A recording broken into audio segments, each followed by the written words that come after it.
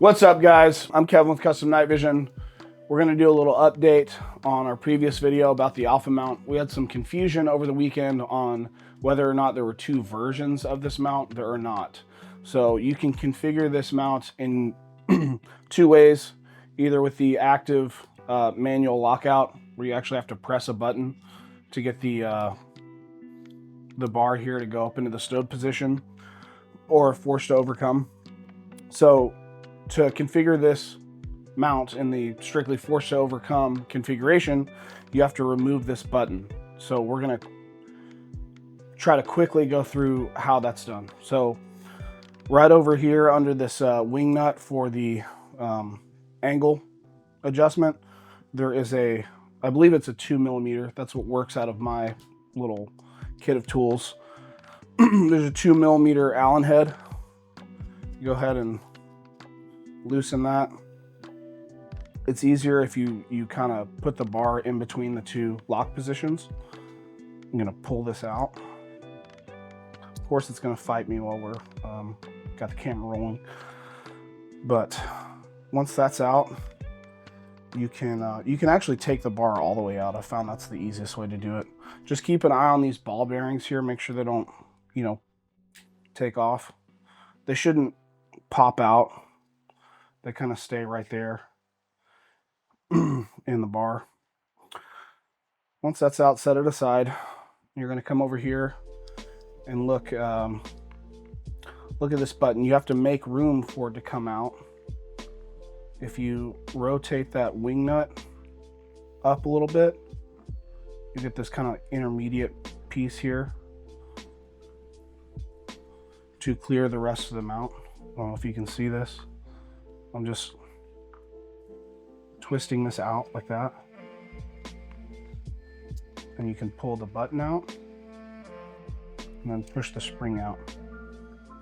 So you're going to remove the button and the spring, put that somewhere safe. I'm going to push this back in until it kind of bottoms out on the vertical carrier, if you will. I'm going to come over here and grab the arm. Make sure both of those ball detents are where they need to be. Probably wouldn't hurt to throw a drop of oil on this. I don't know what they recommend, but some grease or some oil. I'm sure gun butter would work. We like gun butter. And I'm gonna, again, put this up in between the two positions. And I'm going to, oh, sorry, it goes in from this way. Try to work this screw back in here.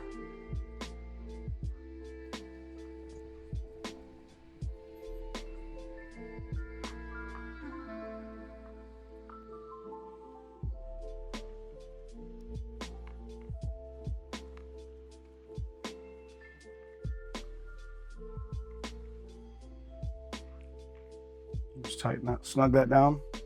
Now you have a strictly forced to overcome configuration with the mount. And it's that simple. To put the manual lockout button back in, just do this process in reverse.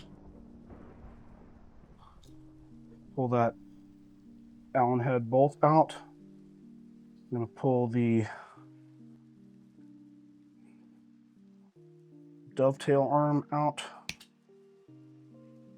That just hit me. Okay, well, be careful.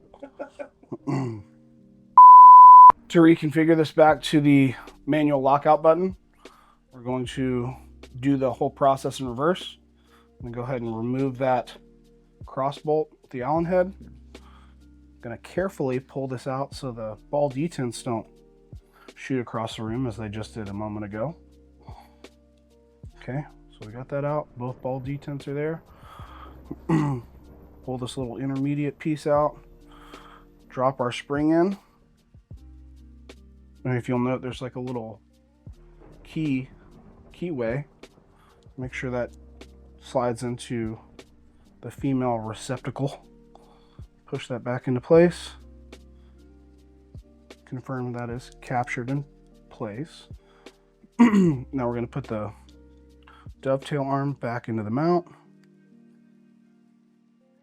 Again, you can put a little grease or oil on this every time you take it apart. Probably beneficial.